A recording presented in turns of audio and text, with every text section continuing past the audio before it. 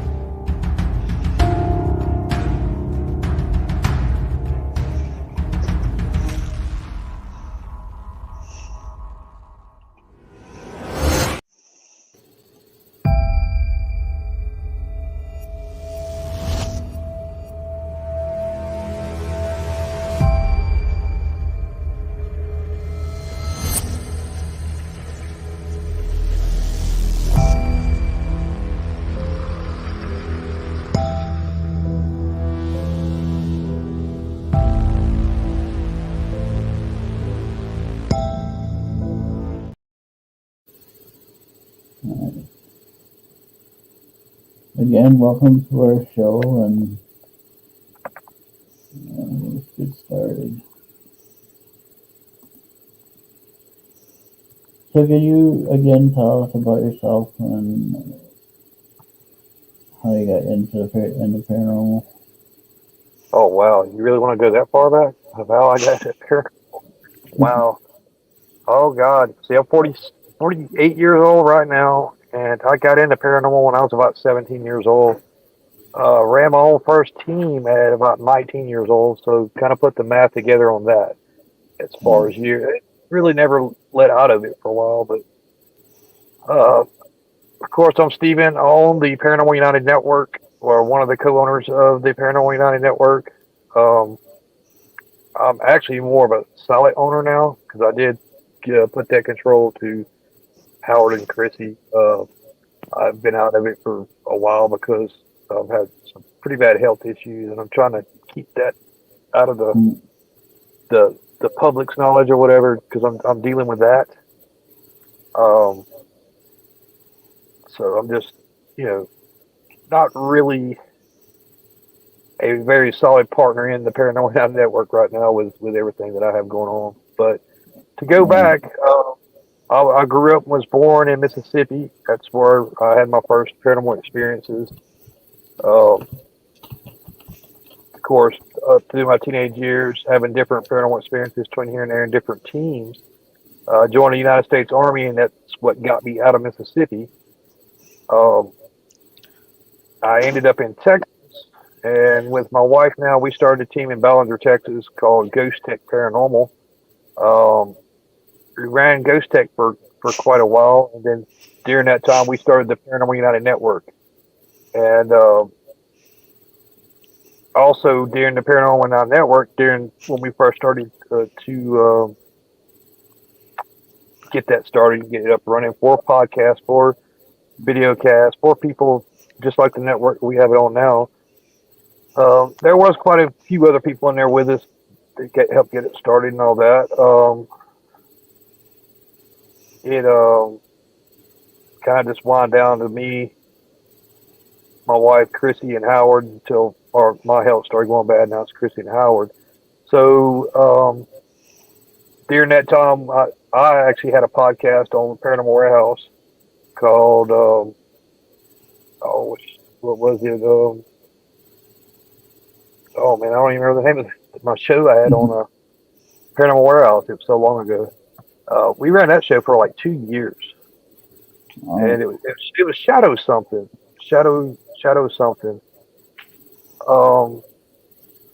Shadow Seekers maybe or something like that.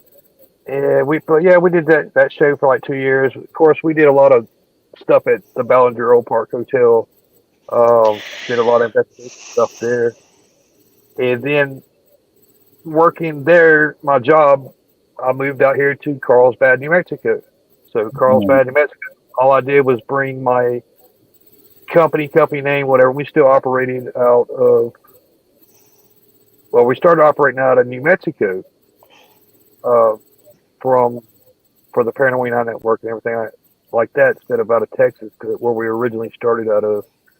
And that being said, we started, checking out the local stuff here in New Mexico, the local haunted stuff, getting the local haunted scene, stuff like that. Right here where I live at, I'm sitting here looking at probably a pretty scary place called Werewolf Hill. Mm. It's got some activity, and then 7 miles straight where I'm looking now is a place called Skinwalker Cave. Mm. Me and a colleague, John Daughtry, we went and did a documentary of that cave, and that's the first time in 30 something years of doing paranormal I actually have gotten myself scratched from Oh, wow. whatever. I don't know if it's Skinwalker, if it was what we never could tell what it was. We never got the answers to that. Wow. But southeastern New Mexico, the part that I live in, it's pretty rich in history, haunted history. Um, I know I kind of segued off about me, and what about me? This show's about New Mexico. Well, New Mexico, this is what New Mexico has to offer. Is right down the road from me, about 2 hours away, is a place called Lincoln, New Mexico, which is where the Lincoln County Wars were with Billy the Kid. Okay. An hour north of me is Roswell, New Mexico. I mean, Wow. I'm from Roswell, so I go to Roswell. I mean, matter of fact, we go to Roswell when we go to Costco or whatever, or if we have to go to Sam's Club, whatever, we go to Roswell for that. So the different alien stuff and all that, we're around it. But the different haunted locations, like I said, I mentioned Lincoln. Right. Right on the other side of the town of Lincoln is Fort Stanton. Fort Mm. Stanton was featured in Ghost Hunters. Right. That's Yeah, what they caught I'm the there. apparition.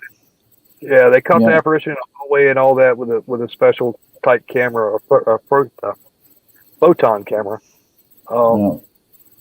So that's, and just right close to that place is a place called Cloudcroft. Mm. Cloudcroft is where me and my wife and the network, the Paranormal United Network, is where we did our first Paracon, which was Cloudcroft Paracon at the Western Bar, which is a very haunted place. And some stuff went down there that I've never seen before in my life.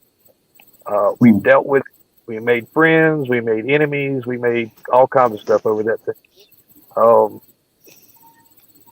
but a very haunted place, but a very beautiful place. It sits on top of a mountain that's 12,000 feet up. You look down Wow. at White Sands, New Mexico. There's another haunted hotel. If you ever go to my YouTube channel, which is not, it doesn't really have anything to do with paranormal anymore, but my YouTube channel, which is, I think now it's like Woodard Racing, because that's kind of where the direction I'm going is to do my dirt track racing career on there. But I do have some videos on there of uh, the lodge in Cloudcroft, New Okay. Mexico. Where we did an actual documentary there of the lodge haunted location. And it's beautiful. It sits on top of a mountain, looks down at White Sands. Pretty active, very active. But that whole area was Billy the Kid area, so it's got a lot Okay. of Billy the Kid. The shootouts and all that stuff. The town of Yeah. Lincoln, Fort Stanton. The soldiers dispatched there to take care of Billy the Kid, all the way down to the Mexican border. So I'll take you on that journey from those places, and then we go down to Southmore West, New Mexico, and there's a place called Fort Baird. This Okay. place is amazing. I've got a video on there of that place too. It's still got barracks that when this place was first constructed in like 1885. Oh, wow. And yeah, I'm tired too. Pretty boring, huh? No. This will be my first time going to an investigation. You better get on it. So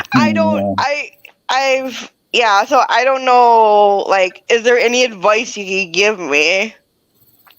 On your investigation, Or, how did you, when you first started, were you, nervous or scared or,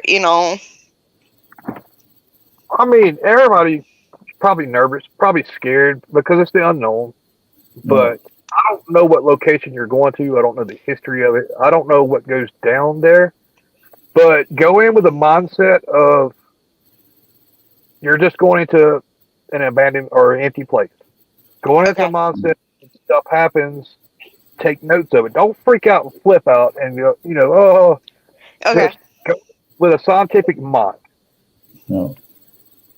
Just clear your head of all the angst of all the stuff. Go in with a scientific mind of, okay, is this place haunted?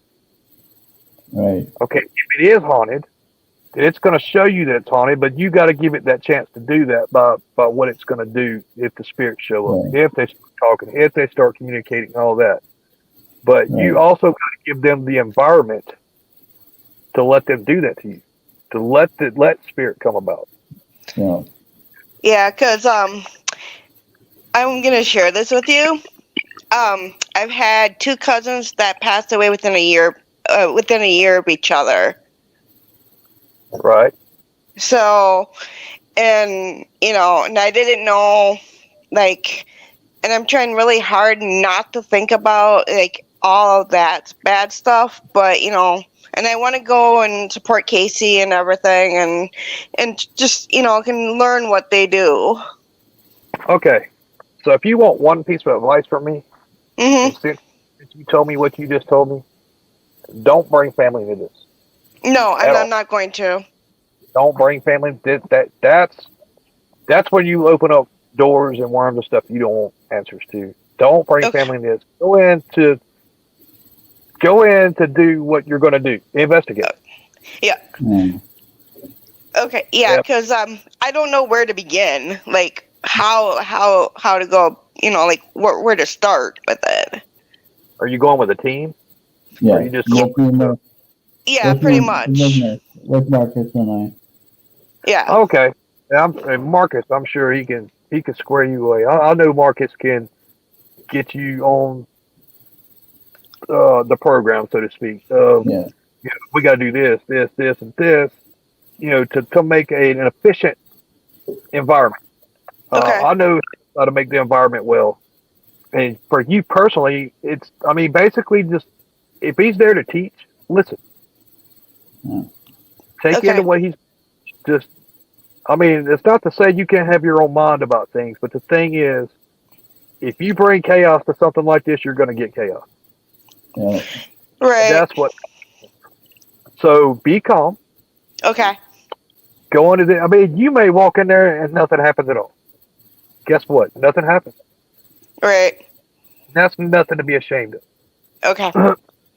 Because I've gone to locations before. I may have to go 50 times to a location just to get one EVP. Okay. Mm. So don't expect something to come out of the closet with a big sheet over its head. Gonna scare you. Yeah. Yeah. Okay. That's not it. That's not what we do this for.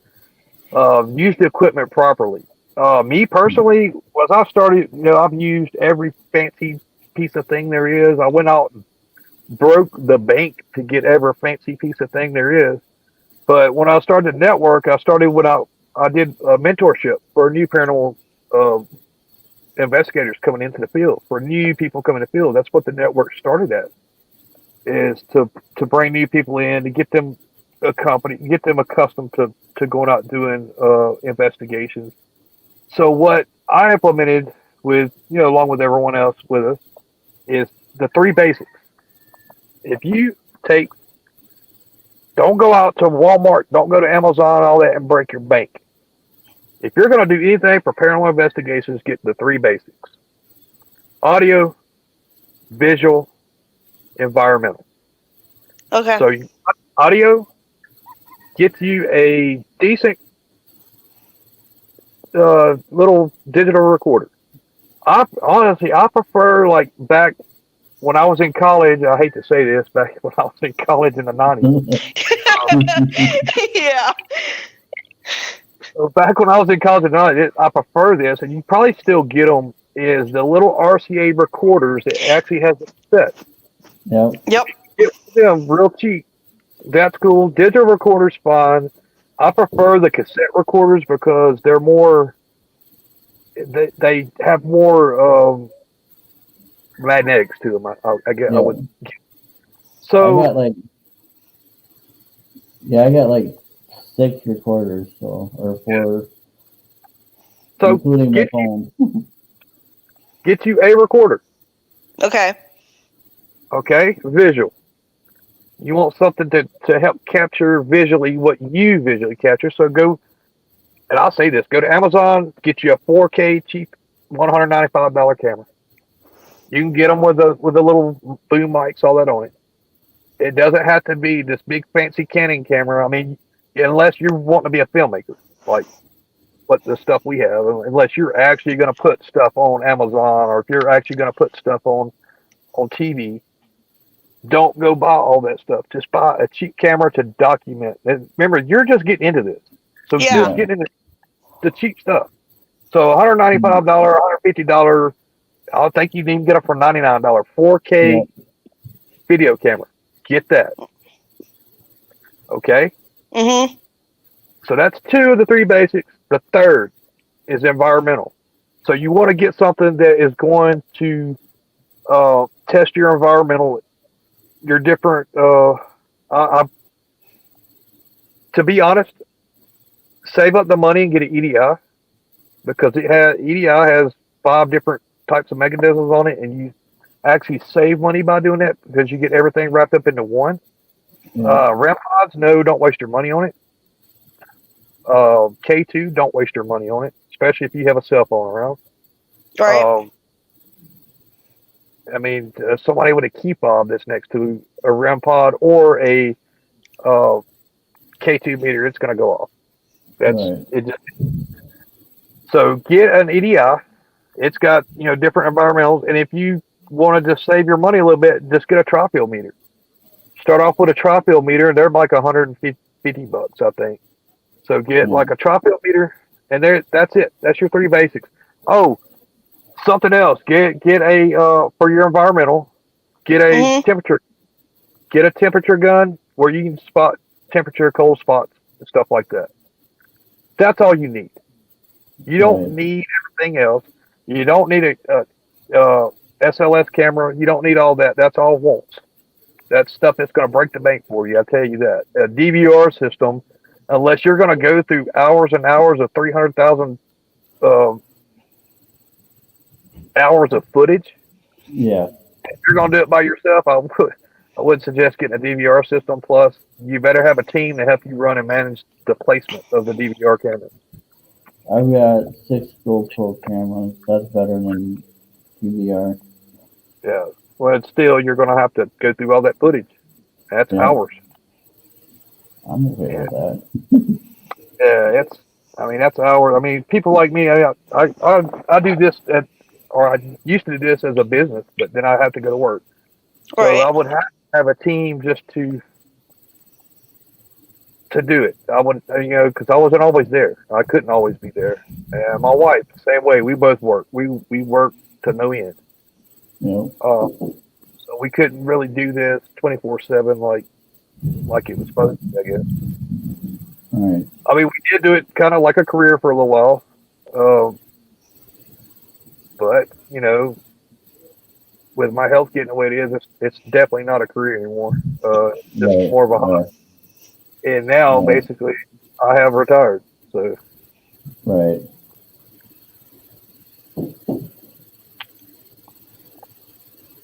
Yeah, I've got a little bit of a gear. I did buy a 4 camera DVR system, which I don't use anymore because it takes too long to set up.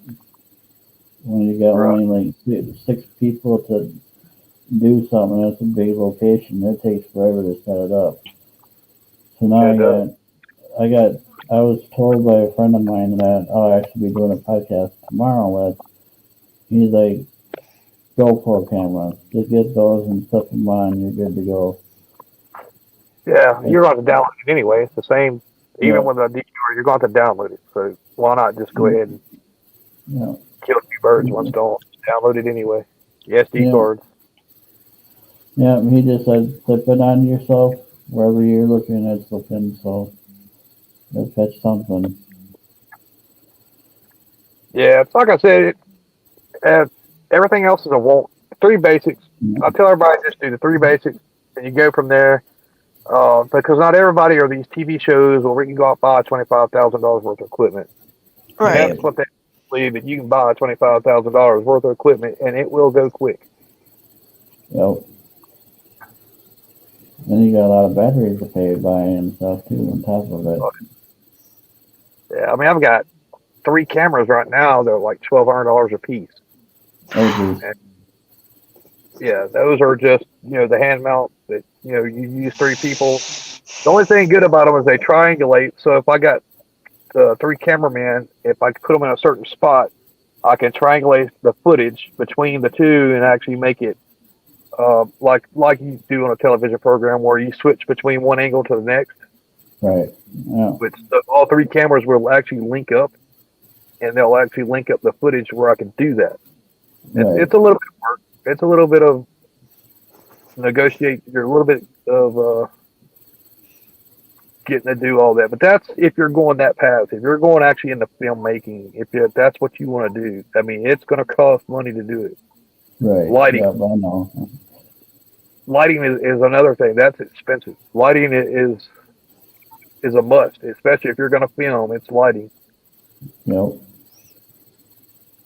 And yeah, I'm not even talking about using a little hour camera and go in the dark. I'm talking about because typically when I investigate, because I've done it for so long, I don't even use infrared lights and all that. I just use regular lighting. Walk to a place with regular lighting, because if something's going to show up, it's going to show up anyway. It doesn't have to have infrared lighting to show up. Right. Yeah, I've been to, for the last 3 years that I've been to a lot of places and experienced a lot. Yeah. So I never got scratched or anything like that, but I've experienced quite a bit. I recently did Old Juliet Prison in Illinois, and Right. that place was massive. So trying to set equipment up there camera wise, that's a long haul. So yeah. Right. Like I said, I've only been scratched once that I could ever think of that I could never explain. Right. Of course. I mean, I've been brushed up against, scratched, this, that, and other, against a piece of wood or something like that. But only once that I could never explain. Yeah. So and that's one of the things, you have to document everything that happens when that happens. Yep. Yeah, I've never been physically scratched at all. I've had my hand held. I felt like I was being sat on by something in a brothel. Oh yeah. I've had the cold air. I had the cold air, the warm air. Pretty much everything else I've experienced. Done a lot of brothels. I've done a lot of those. I don't know why. That's actually the only location I actually got swore at. Yeah. By unknown people. If you ever get down to Texas, I'm going to tell you, go to the Old Park Hotel in Ballinger. And it was an old brothel. It was an old courthouse. It was an old restaurant. It was a hotel. It was several different things in the community. And for the longest time, it was a brothel. In between the time, it was a courthouse and an actual hotel and a restaurant. Mm-hmm. So they had women there, and they frequent, their spirits frequent there quite a bit. So you get quite of interactions from brothel women at that particular location. Yeah. Let's see, what other location? I know. Oh, I did the one at Cloudcroft at the western part. It was a brothel at one time too. Oh, Yeah, that. the brothel I went to, it's actually in Wisconsin here. Every time they say the P word, the prostitute word, Yeah. they get nasty there. So you have to say working ladies in replacement, because otherwise they get pretty mean. Right. Because they don't like that prostitute word. You guys ever get a chance, come down here to New Mexico. And, I'm just in the southern portion of New Mexico. There's a few of us that mess with the network that are from New Mexico, from different parts. I've got Valerie Wright, which she does the gym show on our network, and Mm-hmm. she is in northern New Mexico, up around Taos. But she's got different stuff around there too. That she usually comes to the events that we do, that we put on. Mm-hmm.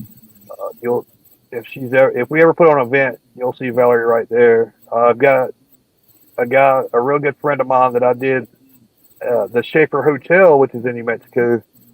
Matter of fact, I suggest you go look up the Schaefer Hotel on Google. Okay. Mm-hmm. Look it up, Schaefer Hotel in Mountain Air, New Mexico. Okay. I did an investigation there with a really good friend of mine, Chris Madrid. He's a really good guy. He's around Farmington, New Mexico, or Grants, New Mexico, somewhere in that area out west. He's a real good friend of mine. He's got lots of locations around the area that he deals with there too. But if Right. you guys get a chance, I mean, you can get a full day of paranormal, just anything here in New Mexico. Roswell, if you're into UFOs, I'll be honest with you. When I go to work at night, I see them. I Wow. see stuff in the sky that just isn't supposed to be there. I have a commercial airline deal, an app that I put on my phone, that I can tell by GPS and stuff when aircraft are in the air and when it's not. Right. And when we see these lights that we see out there at work, there's nothing there in the air. And we can actually see the commercial aircraft when they fly by. And then these lights kind of stay over there in their own little area. Which Yeah. I don't know. I can't say they're a UFO, but I don't know what they are. I don't know.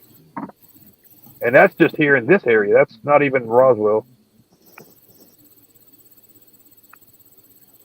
There's Miss Liz. Hi, Miss Liz. Yeah.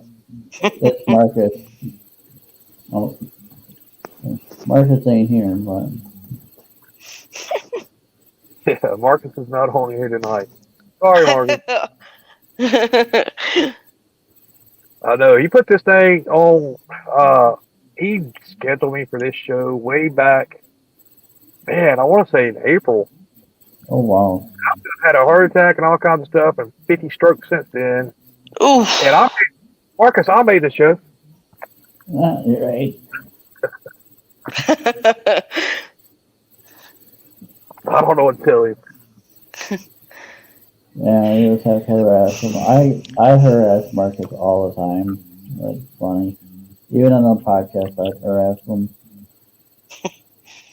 Yeah, I had heart surgery in July.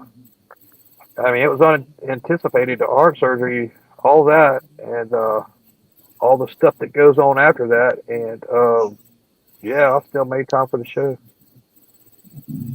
Even though I'm technically not in the paranormal field anymore, because I technically have retired completely. Mm-hmm. But still doesn't mean if you do. It still doesn't mean if you want to come visit me, I won't take you somewhere that's haunted. I won't show you stuff that's haunted. I won't. I mean, I'll treat you to an investigation if you come out here and visit, but just not active in the field anymore. That makes sense. Yeah, it does. And that's why I like the paranormal field, because I love to travel.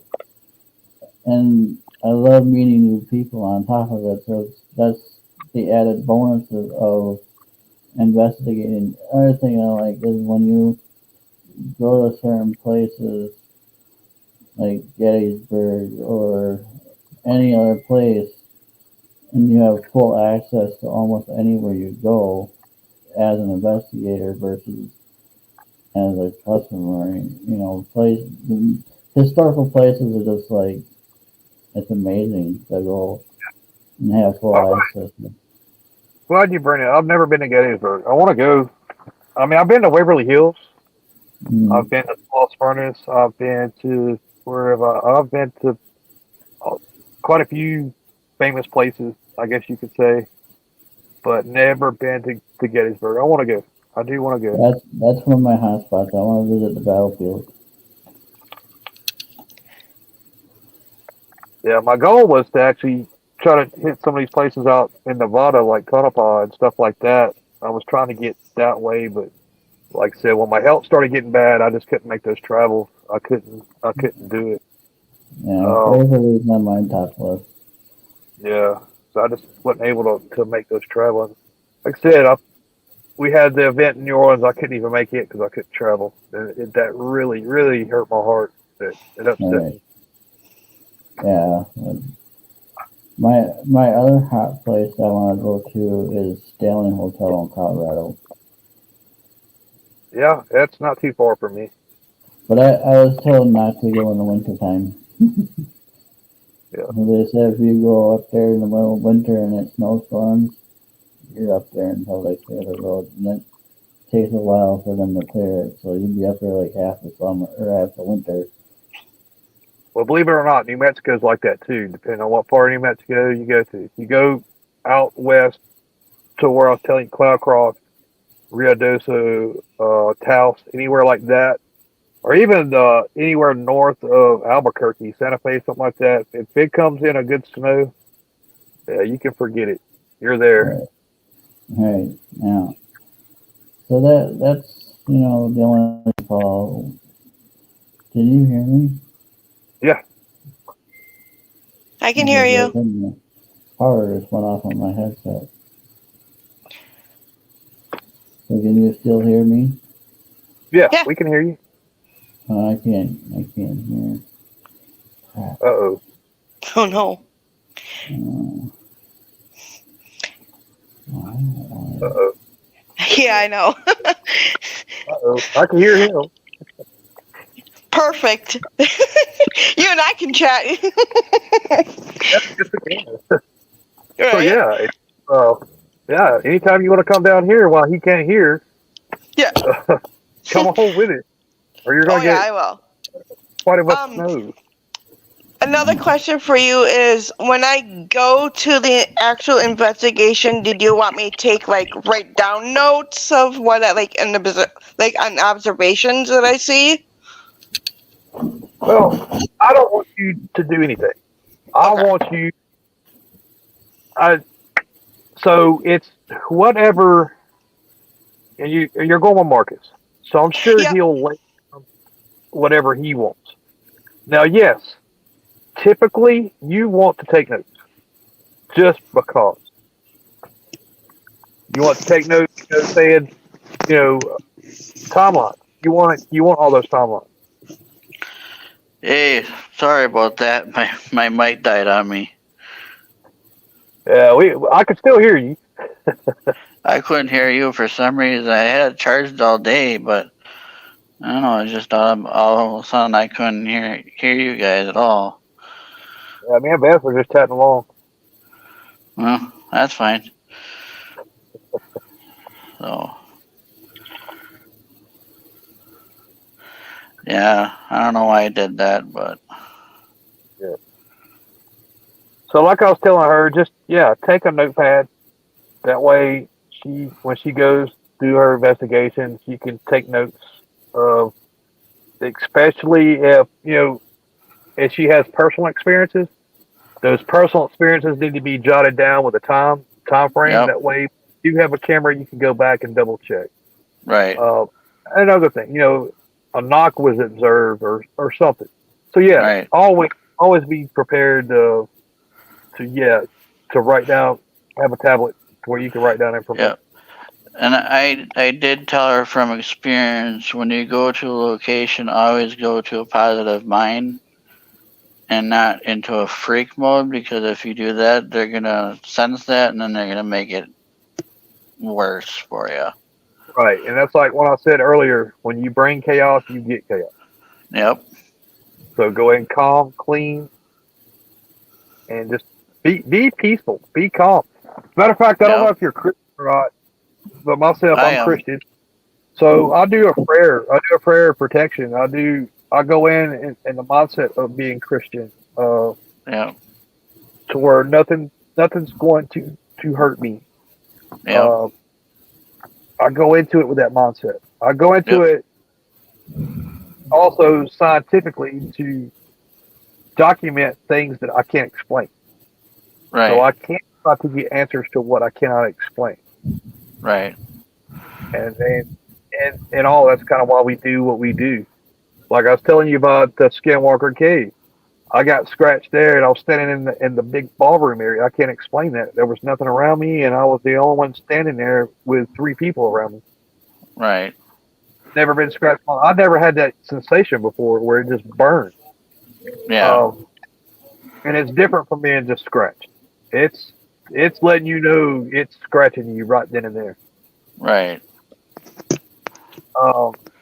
But that that was caught on camera. It was caught on camera as they were happening. So that's one of the things that can't be explained, and that's what we had to do was document that and why what happened. Yep. But then again, we were in a place that's not very well reciprocated on being nice. Right. Right. Yeah.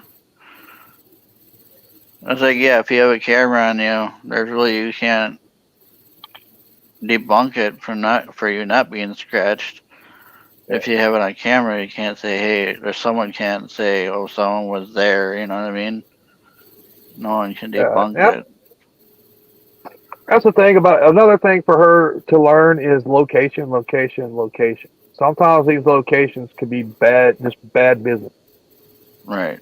And I'm not talking about these owners having these locations and they put all this time and money into it. I'm talking about the energy that is there. Sometimes this energy is just bad. Right. Yep. You just learn how to deal with that energy.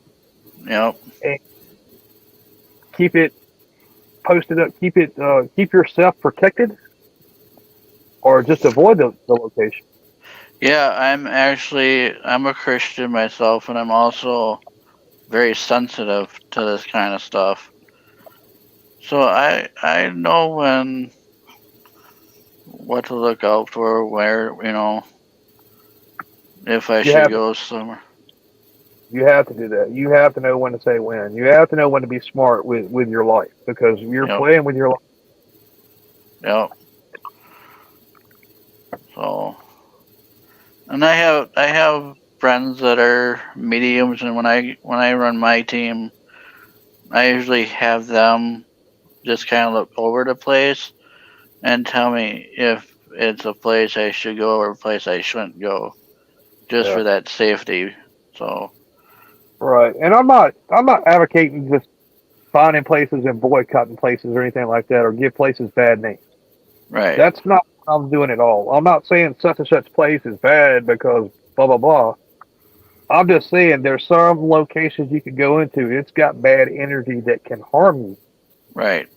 No. It's for you to be responsible enough to figure out what's bad to harm you. Either go there, don't go there, and if you do go there, how to protect yourself from that particular energy.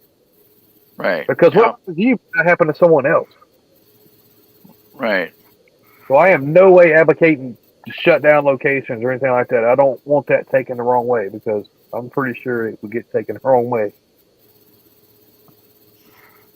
Yep. Like I was telling her, I said, don't show fear, because they're going to look at that and be like, oh, target. And then you're pretty much screwed. Yeah, don't go in the mindset of being a target. Just go in and just learn. Go in the mindset that you're going to learn. You want to learn. Yep.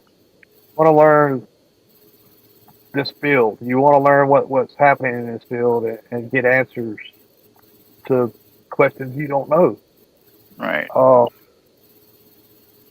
I mean, I've spent the better part of the last 10 years trying to figure this out, of putting all this in a network, putting all this in, bringing people together, doing these events, doing stuff, getting the people together on the same page, trying to make the paranormal field in the same page, Yep. trying to help out location owners. Been doing this for a while.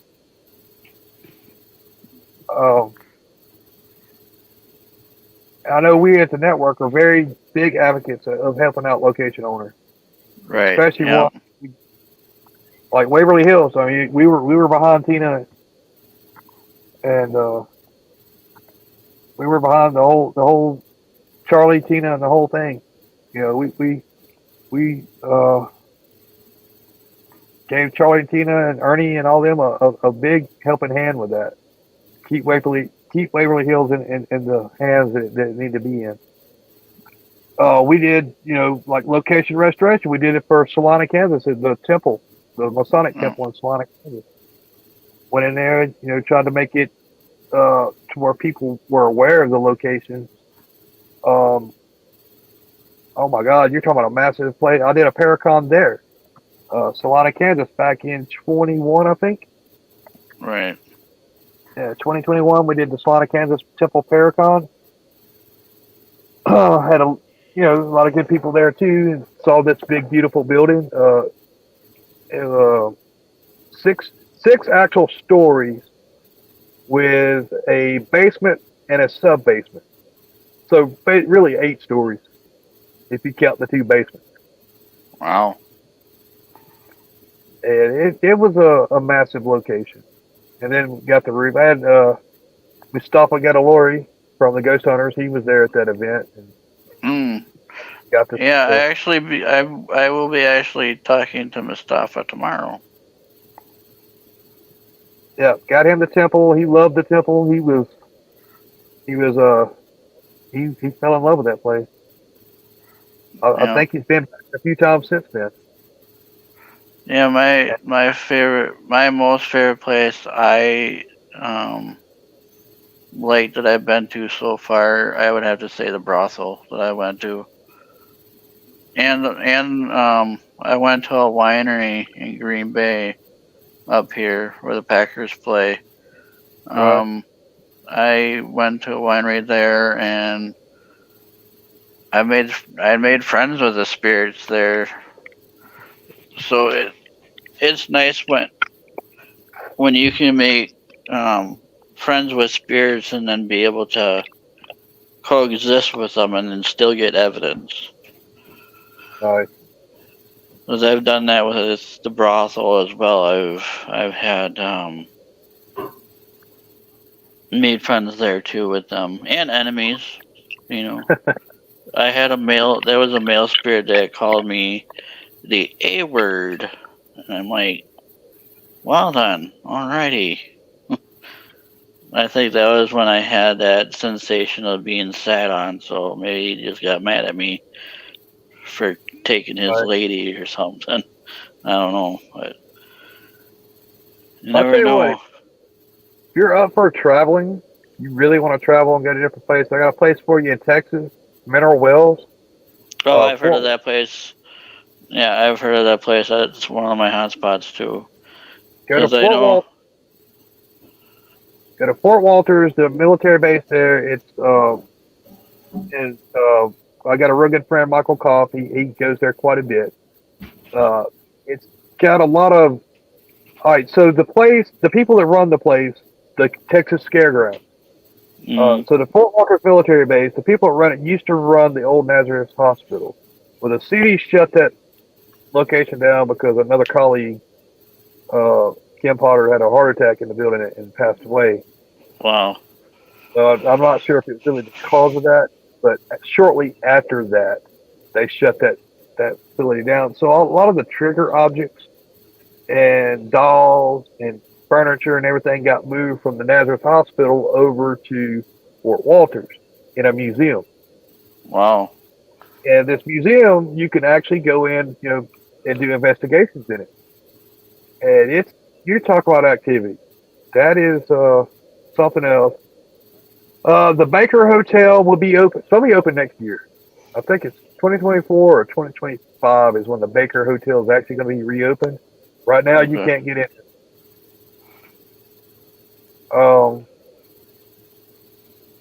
There's a few other hot spots in Mineral Wells, like down by the mineral water building.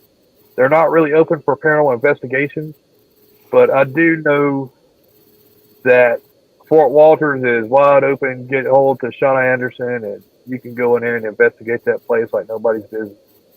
And it's got some great activity.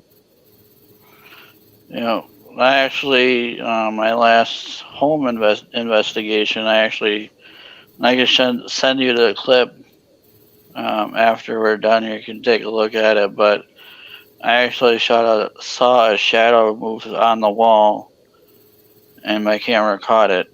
So it was kind of cool. And I've had people that are like, yeah, there's no way it being human. Because it was moving so fast, I even had a hard time catching it, viewing it wise. I'm It was calling something rough. talking about it. Old Park Hotel in Bellinger. As a matter of fact, when you send me that link or whatever, I'll go by and look at it. It's going to be a while for me to go through it and watch it and all that. But I'm going to send you a copy of. I'm going to send you my YouTube channel, and Okay. there's a few videos on there that you should go check out. And of Old Park, talk about that shadow like what you're talking about. Right. And any other thing. I mean, just go through Paralanx. We got so many lives that we've done on Paralanx from years ago all the way up. Like when we did live investigations. We used to do a live investigation like once every weekend or twice every weekend on the network. Right. And that was kind of my pet peeve. That's kind of what way I wanted the network to go was, have live investigations on location. But a lot of these locations are hard to get signal service and stuff like that. So kind of got to get in the chair and start talking in the microphones now instead of actually out on location doing things. Right. So check out my YouTube. Like I said, I know it's got nothing to do with the paranormal anymore, but I still have videos up for people to check. Yes, no, I would definitely check that out.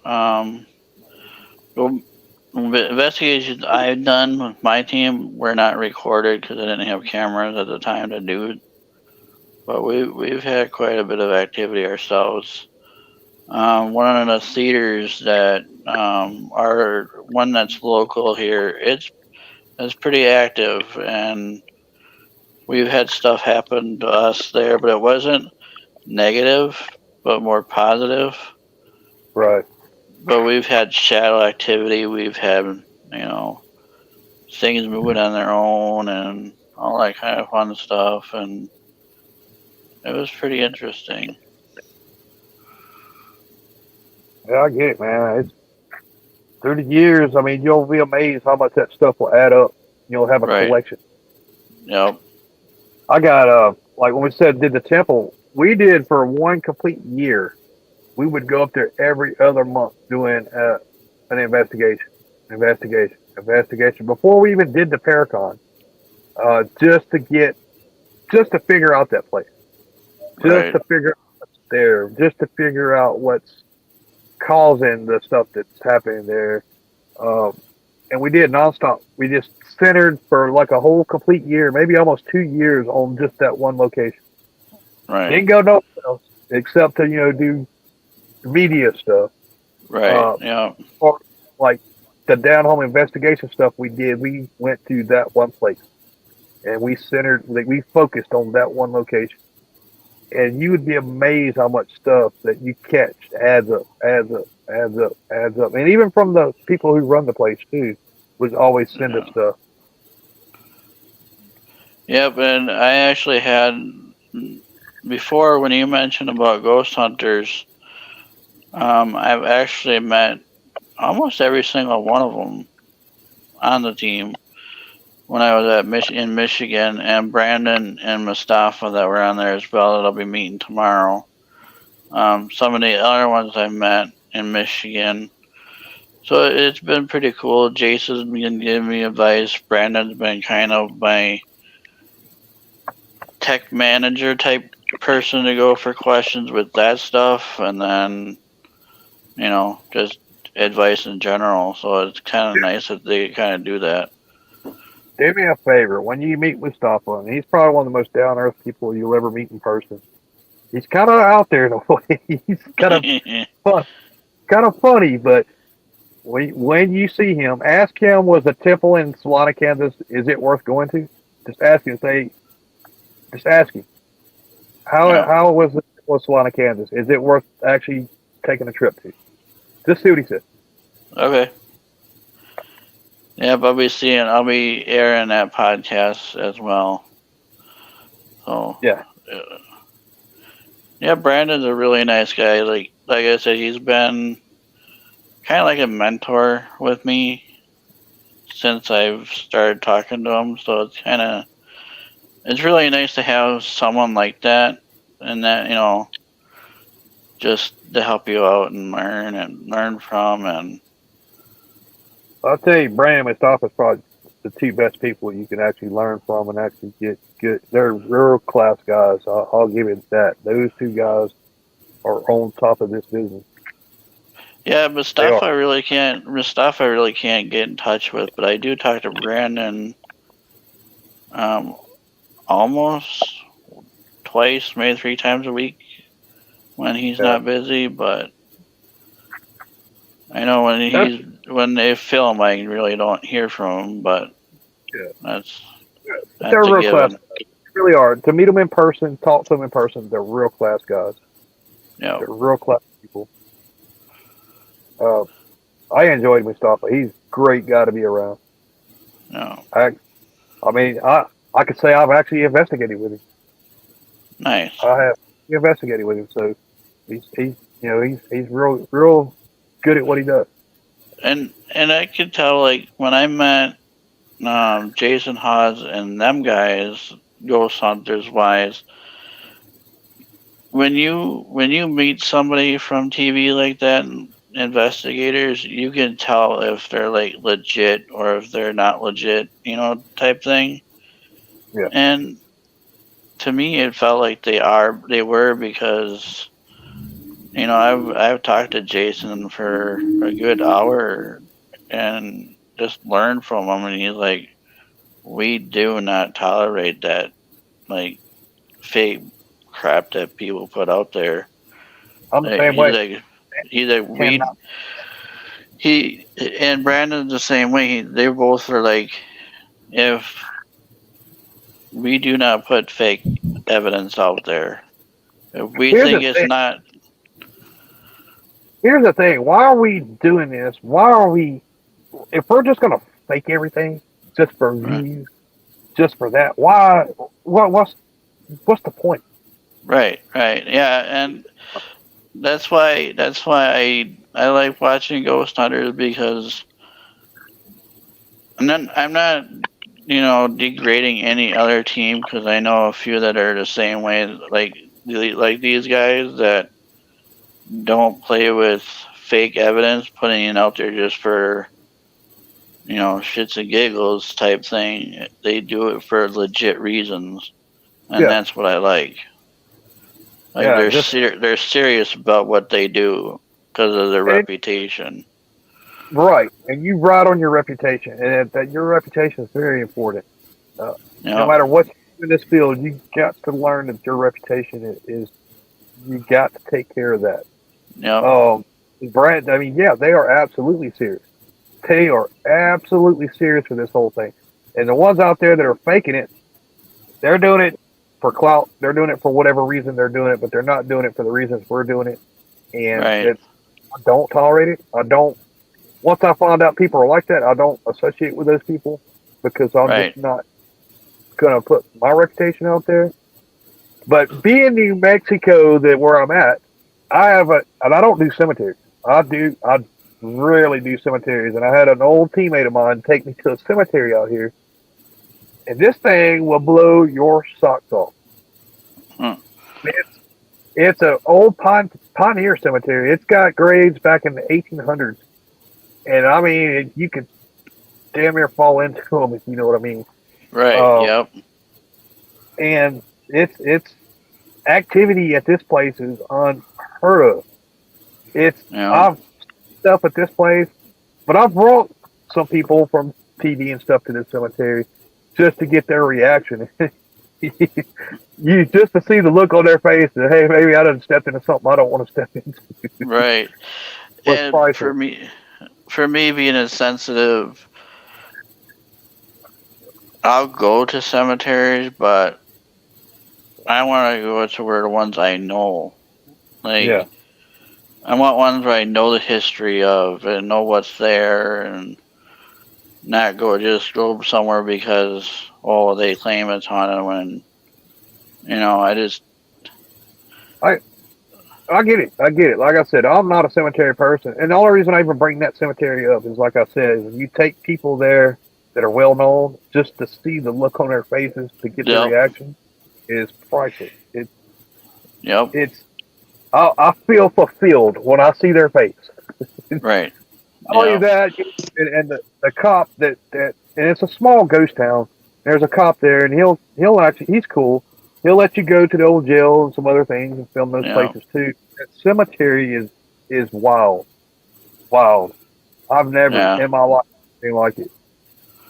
Yeah, I don't mind cemeteries, but I'm also like I said, I'm a sensitive, so when I go to those places, I can be more of a target than somebody that that's not a sensitive, I get because it. I get it. they know, like, I can talk to this person, I could try to mess with them.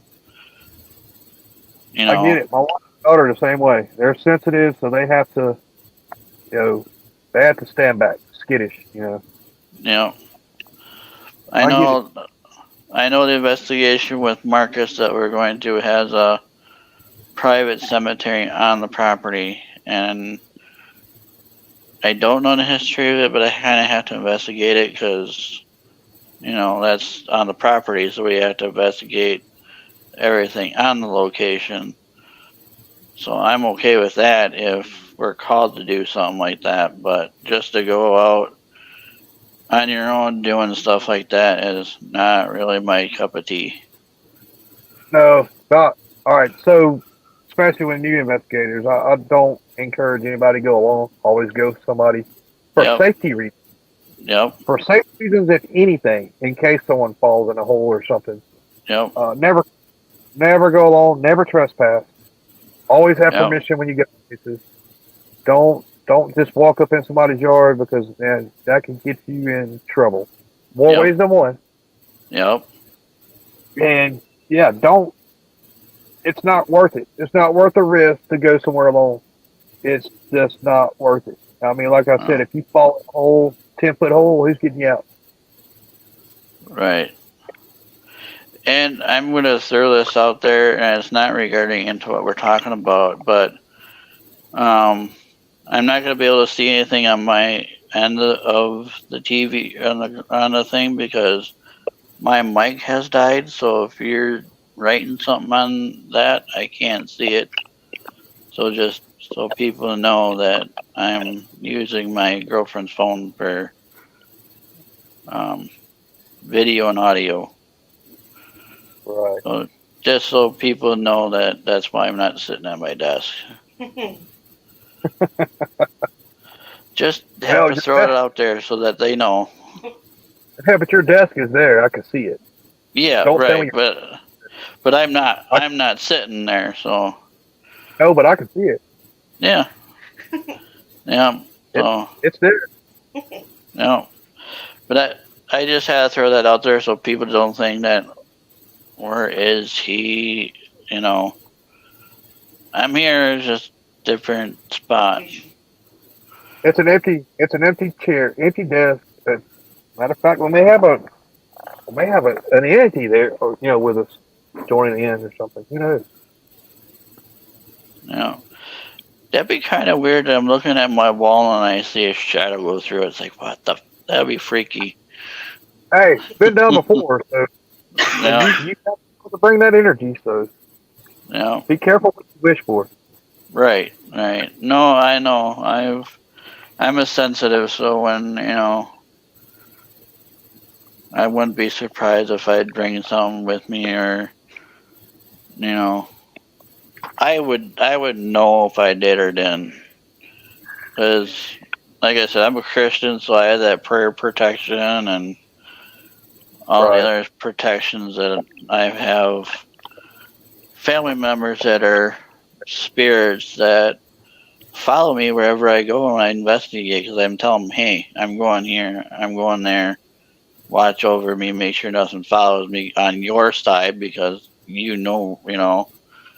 like they would know, protect, like putting that type of guard up as well. So Awesome. I'm protected that way as well. So it's kind of nice.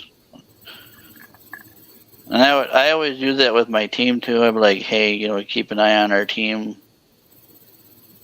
thing, make sure nothing follows them home as well.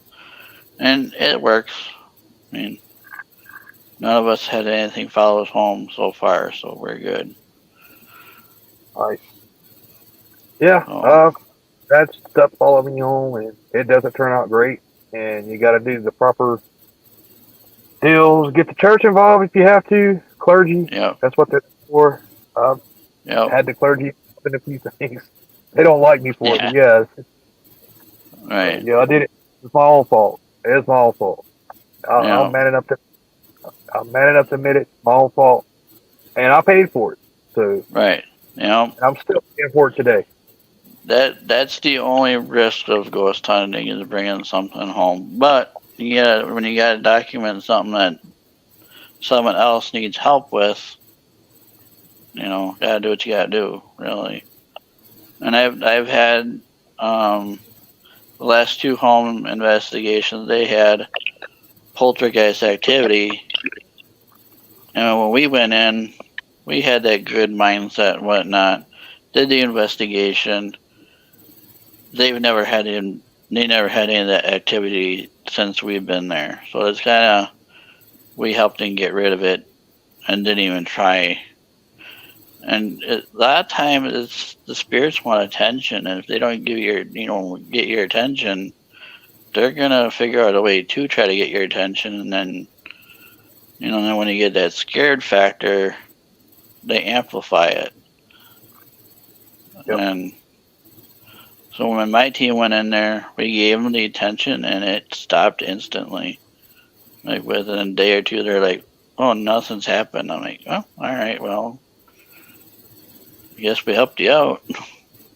Right. So not all Awesome. spirits are bad. A lot of times they just want attention. And if they don't get the attention, they act out, and that's the only way they can act out. You got to remember, they were people once, so they're going to act Yep. just like, and it's exactly what you just said. They want attention. If they don't get it, they're going to act out just like a lot of people I know. Yep. And that's what I've learned over the years too. Is they're people too. Respect them. 90% of the time they're going to respect you if they're actually humans and not. I don't want to say the D word, but you know what I mean? Like, if they're legit humans. I avoid that like. Yep. I'll try not to mess around or dance around. It only once, and here again, only once have I ever dealt with that. Yep. And never have ever tried to seek. I had to get the church involved in that. Yep. That was the church had to get involved in that. I had to basically. It was rough. Yeah. Rough. The church did get it cleared up, and thank God. Right. Thank God. Yeah, and that's why I asked some of like my medium friends, like, hey, is this something I should get into at this place or not? Or if it is, bad spirit, how to handle it. Yeah. Well, that's why I said earlier, it's the type of energy that you're around at these locations. So you're responsible for that energy if you're going to deal with it or not. Right. So I try to protect myself and my team in that aspect and my medium friends don't mind doing that because they know they're helping in a way too. They don't give away what's going on there, but they just say, hey, be aware of how they act and, that kind of stuff. Yeah. So, it's a blessing to have friends that way as well. Yep. That won't charge you for advice like that or questions for that. Well, don't charge because that's the first way to get a bad reputation. Oh yeah, we don't charge anything at all. We don't. You don't charge to help. Nope, never. Yep. That's a no-no in my book. But, I mean, who am I? Right. No. But it's pretty much time to wrap up. We'll have to maybe sometime soon to get Marcus on here with you. Yeah. Oh, wow. And hopefully from now until next Halloween season, he'll be around to talk with you on here. Like I told you guys, you guys are the first to talk to me or interview me in God for months. Right. Just before my health issues started. Like I said, that's kind of stuff I don't want to really get in the public. But it's been April, May, June. It's been, I guess, like April or June was the last time I was actually on a podcast, actually on a show, actually involved in the paranormal, probably. Wow. So, and I'm still not involved. I'm still behind the scenes living my own life, and because I made an obligation, I decided, I'm going to keep it. Right. Here I am, keeping my obligation. Yeah. So that's it. I'm retired. I am. Yeah. Yeah. I got to worry about my health first. Oh yeah, health is always first. Yep. And I know spirits can detect that and use it against you as well. So you don't want to put yourself in more danger than what you have to. So yeah, health is more important than anything. Yeah, I'm extremely weak right now. So yeah, I mean, I'm talking about physically weak. So Right. that is definitely a weakness. Yep. Yeah. All right. Well, yeah, we'll have to get you back on again and have Marcus set that up and. Absolutely. All right. Well, it was nice meeting you guys. Nice talking to you, and thank you. And glad I was able to share a little bit about New Mexico along with the other things that we talked about. We just talked. Right. Yeah. We'll definitely set something up with getting you back on here again when Marcus can make it. So, all right. We will talk to you sometime soon. All right. Thank you. Yep. Thank you.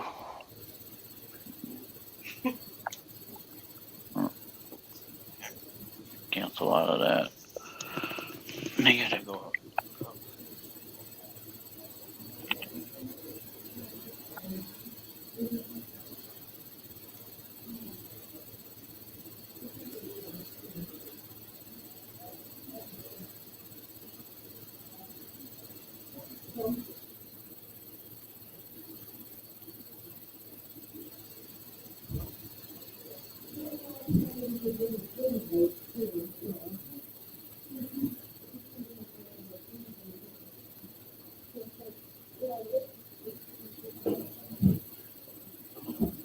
Well, yeah, but I'm just saying, just like different, guidance and stuff too.